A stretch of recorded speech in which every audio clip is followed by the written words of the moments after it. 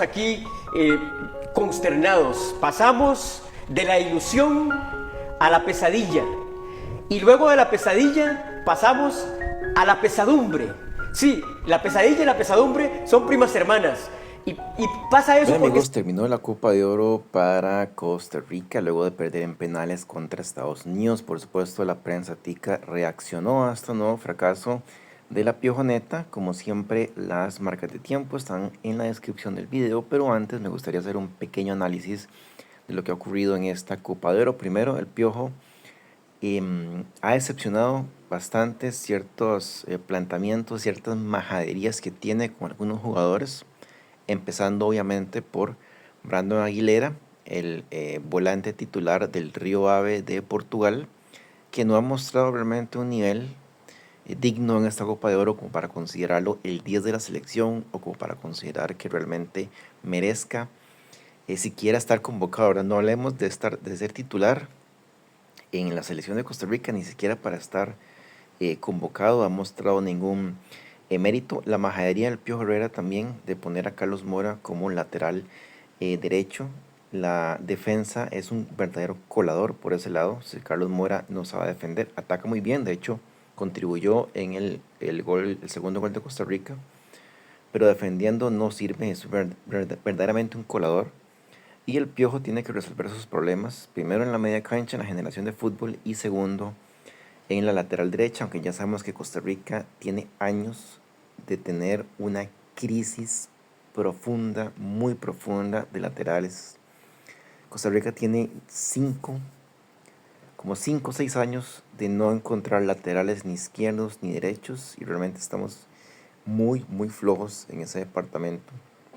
Entonces digamos que eso no es completamente culpa del Piojo, pero sí debería probar otras opciones.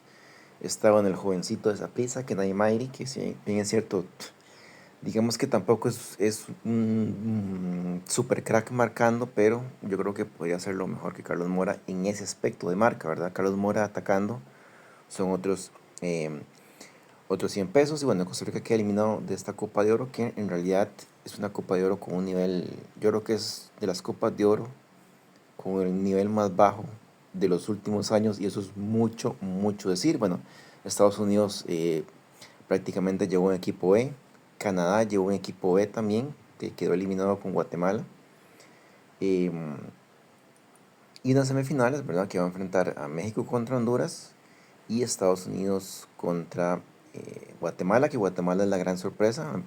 Tengo que decir que Guatemala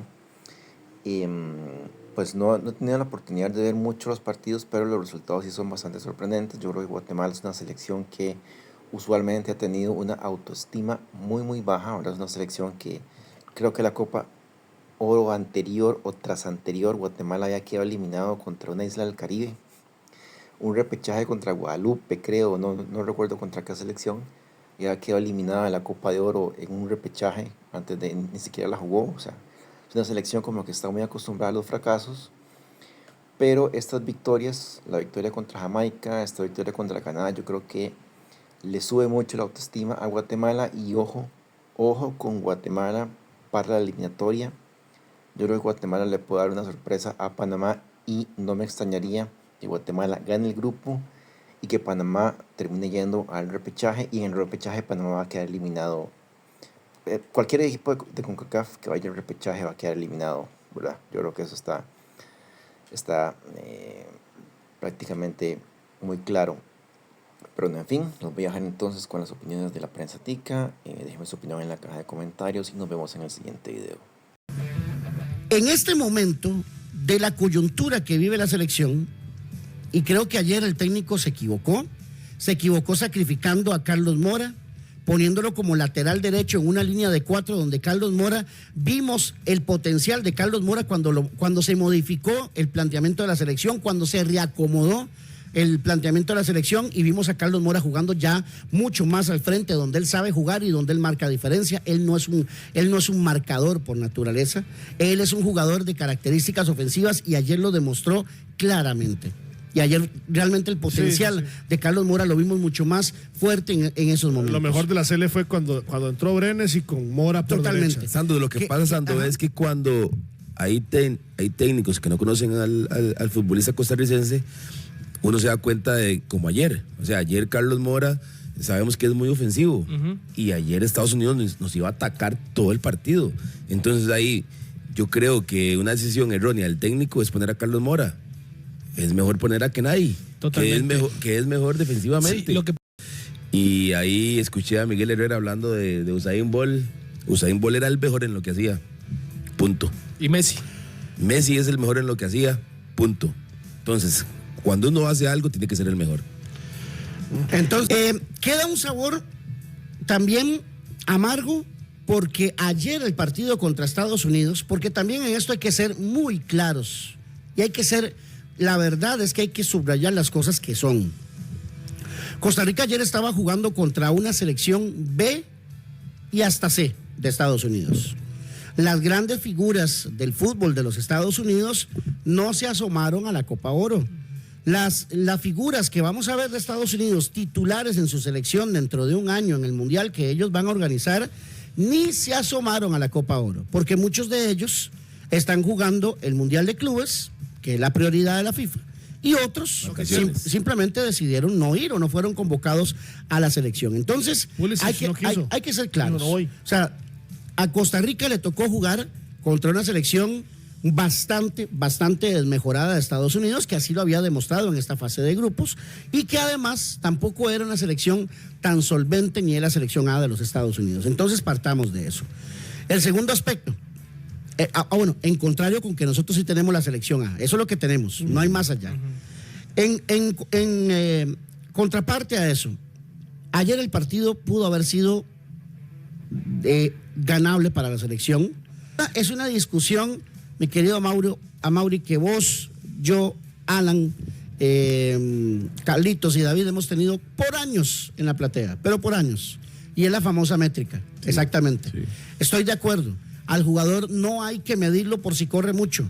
Siempre lo hemos dicho, particularmente soy creyente de esa parte. Soy creyente de que no porque el chipcito de la máquina te marque que corriste 13, 14 kilómetros, quiere decir que sos un buen jugador. No. Porque resulta que de 40 pases hiciste 25 mal. Entonces, no, eso, y corriste 15 kilómetros en un partido. Eso no te hace un buen jugador. Porque te hace un muy buen atleta, pero no un buen jugador, porque debe existir ese balance. Ahora, sí creo, particularmente, Mambo, que no necesariamente los males de la selección pasan por Brandon Aguilera. No, jamás. Aquí el asunto es que Brandon Aguilera está en un puesto... El rol que queremos que él tenga en la selección. Que es un puesto, Mambo, que ha sido el puesto de mayor búsqueda en el fútbol de nuestro país desde que Brian Ruiz dijo que no seguía en la selección. Sí, porque lamentablemente por aquí, Mambo, pasó Elías, pasó Aaron Suárez, pasó Christopher Núñez ahora, estuvo Alejandro Brand en su momento, vimos a Jefferson Brenes, David Guzmán, Douglas López. ¿Por qué? Porque termina siendo ese enlace de ser un 5-8 mixto en la selección, sí, que es lo que no hemos encontrado en la selección. Entonces, no necesariamente el problema es Brandon Aguilera. Estamos de acuerdo que Brandon Aguilera le ha quedado grande la camisa de la selección, porque no ha cumplido con el rol específico, y ayer quedó muy demostrado. Ayer que salió Brandon Aguilera al partido e ingresó Jefferson Brenes y se acomodó la selección, fueron los mejores momentos de la selección. Cuando se reestructuró el mediocampo con Galo, con Jefferson en el mediocampo, Carlos Mora se soltó a jugar más por el sector de la derecha, el equipo se reacomodó, se reajustó. Pero no necesariamente es que los males de la selección pasan por Brandon Aguilera. El problema es que no tenemos un jugador en esa zona, no lo hemos encontrado. Entonces, claro, en este momento los males van hacia Brandon Aguilera, pero estoy seguro que si fuese Elías Aguilar el que está ahí, hoy los males serían hacia Elías Aguilar. Ahí difiere un poco, Cris, porque cuando ha jugado Brand se ha visto mejor la Sele. Sí, pero entonces no buscamos características como Brandon Aguilera. Que jugó Jefferson, se vio la Sele. Yo creo que no es tanto que no tengamos ese jugador, creo que es que el técnico siga confiando y pensando en un jugador que ya ha demostrado que no ha podido generar ese fútbol en la selección nacional. porque lo tuvimos cuando jugó Jefferson y Galo, lo tuvimos cuando ha jugado Bran y Galo, ayer que juega Jefferson otro ratico la CL se ve mejor. Yo creo que es un asunto, entiendo que hay una, no hay una solución ratificada, no hay una solución al problema ya confirmada al 100%, pero sí hemos tenido destellos y chispazos con otros jugadores que hacen que la CL camine mejor que con Brandon. Si a los penales uno les puede aplicar aquel famoso término trabajo, digamos, en saber yo que el guardameta de los Estados Unidos me va a ir a todos los penales, que el guardameta de Estados Unidos se me está tirando mucho a la derecha, que el penalero que va a patear tiene cierta tendencia hacia cierto sector. O sea, ese tipo de cosas que van muy ligadas también al estudio de las tandas de los penales. Salió una nota de ABC News donde lo entrevistaban a Matt Freese, el arquero de Estados Unidos, y comentó que en el vuelo rumbo a Minneapolis pasó revisando penales de costarricenses para detectar hallazgos y para detectar tendencias, y a su vez se dedicó a leer los movimientos de cadera y corporales de los futbolistas. Entonces es estudio, preparación y ejecución en contexto. Improvisación ninguna. Adivinó o interpretó 5 lugares a donde fueron remates. El único que no adivinó fue con Adrián Alonso Martínez, que fue una excepción porque es un compañero y ahí puede tener otros bemoles. E incluso el de Calvo en los 90 también acertó el lugar a donde se tenía que tirar. Entonces, de 7 penales, si 6 acierta y en el único que no es porque es un compañero en la habitualidad, en la diaria, en la rutina, que puede tener su situación particular, estamos hablando de que hay mucho estudio, mucha preparación, y lo expresó y lo explicó cómo fue que lo hizo en el vuelo a Minneapolis. ¿Quién fue el mejor y quién fue el peor en cuanto a nota, en cuanto a calificación de Costa Rica en la Copa Oro? El mejor, yo creo que sin lugar a dudas, y hoy no solo es por números, no solo es por notas, sino es por lo que se refleja en cancha, es Manfred Ugalde. Fue una baja sensible para Costa Rica en el partido contra los Estados Unidos. Lástima que no lo tuvimos, pero estos son los números de Manfred Ugalde en la Copa Oro, que con 3 partidos hizo 3 goles, una asistencia, cada 67 minutos anotaba en la Copa Oro, 71% de pases precisos, pero una nota de 7.5, 43% de los ganados, que normalmente pues los delanteros en este apartado la llevan de perder. Y el otro apartado es el de peor nota. Aquí sí hay que hacer una aclaración. Hicimos pues un parámetro, porque, por ejemplo, aquí te pueden saltar los números de Van der Putten, pero Van der Putten, ¿cuánto te jugó? ¿Cuánto te influyó? Entonces, ¿cuál es el parámetro? Jugador que haya disputado los 4 partidos y que haya promediado más de 45 minutos en cancha.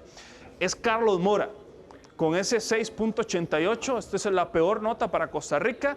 Sí hay que decir que tiene una asistencia, pero, por ejemplo, un 54% de duelos ganados, un 77% de pases precisos, y veamos que esto lo hemos visto todos estos días, el mapa de calor de Carlos Mora, sobre todo por delante de la media cancha. Ese mapa de calor, creo, está muy acentuado en el segundo tiempo contra Estados Unidos.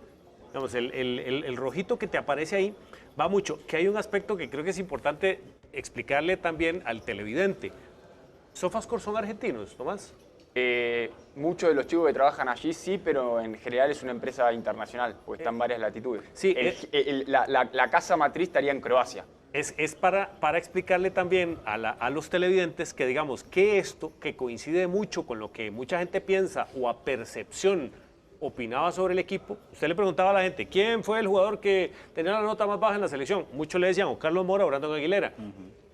Esto es para explicarles que no hay, digamos, una distorsión de quienes hacen los datos. O sea, no es que son ticos y que a percepción sacaron los datos. No. Incluso esto va a ciegas. O sea, es una fórmula simple y sencillamente, una mezcla de datos que arrojan esto, que coincide mucho con lo que a percepción algunos pensaban, incluido el mismo Manfred Ugalde, en positivo.